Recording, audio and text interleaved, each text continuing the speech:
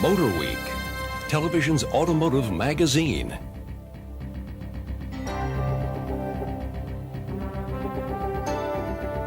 Your host for Motorweek, John Davis. Well, hello and welcome again to Motorweek. We're glad to have you with us. The auto show season is upon us, and you know it's the most important time of the year for automotive fans. It's when we finally get to see all that's new, and not just in drawings or in spy photos, but in the flesh, or in this case, the sheet metal. In recent years, the top dog among U.S. auto shows has been based in America's Motor City, Detroit. It's the North American International Auto Show, a big name for a big show. It may not be Times Square, but it's just as much a New Year ritual as car riders and car builders from around the world flock to this automotive mecca for Detroit's North American International Auto Show. Almost 50 new production and concept cars and trucks had their coming out party, and as in recent years, those coming to showrooms soonest stole the show. Meet Ford's 1996 Taurus, an earth-shaking encore for the best-selling car in the land. This second-generation family sedan represents as major a departure from the four-door norm as the original did a decade ago. The styling is decidedly futuristic, swoopy, but trendy. Power ranges from the familiar pushrod Vulcan 3-liter V6 to a 3-liter version of the Contour's twin-cam V6 to the SHO's small but potent 3.4-liter V8. The Taurus's stablemate, Mercury Sable, shares most of the oval styling, although its inset grille driving lamps, more formal roofline, and wraparound tail lamps do set it apart. The interior of this Sable is also similar to Taurus in that both have an oval center integrated control panel where all ventilation and entertainment controls reside. Indeed, when they go on sale next fall, Taurus and Sable could be the most entertaining to drive family sedans to come along this decade. But when it comes to entertaining all of a family's needs, an all-new trio of Chrysler minivans leaps to the rescue.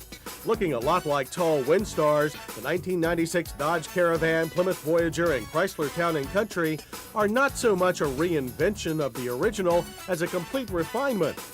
These will be the first minivans to offer a rear sliding door on the driver's side. 25% larger inside, the Chrysler Trio also has a novel third seat that rides on wheels so it can be rolled away for storage. There's a new base engine, the 150 horsepower 2.4-liter 4 that also powers the Dodge Stratus. The three V6 engine options remain much the same as before. Other less secret production models making their formal entrance to the market include Chevrolet's full-size four-door Tahoe Sport Utility, as well as its close GMC truck Yukon Ken. These smaller than Suburban V8 wagons are sure to be a hit.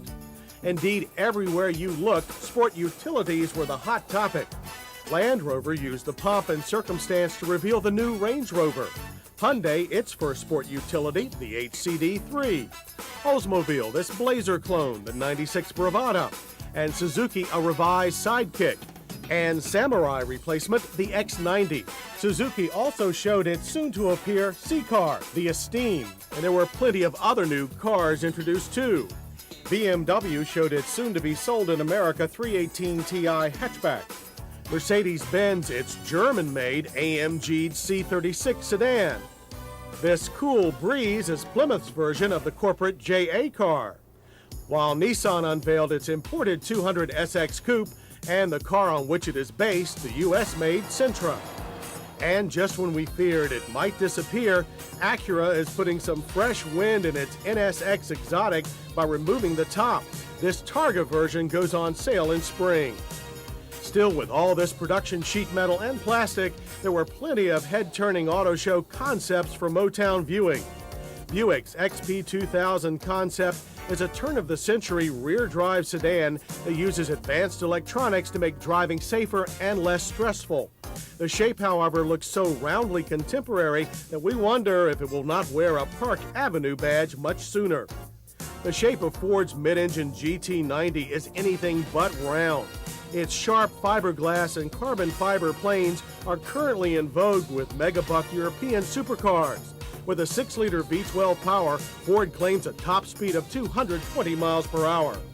Ford's 3 other concepts may be a bit slower, but they're still swift, including the intriguing Lincoln L2K Coupe, an SHO-powered Windstar dubbed Showstar, and a pickup, the Ford Triton, which, like lots of concepts, looks almost ready for production.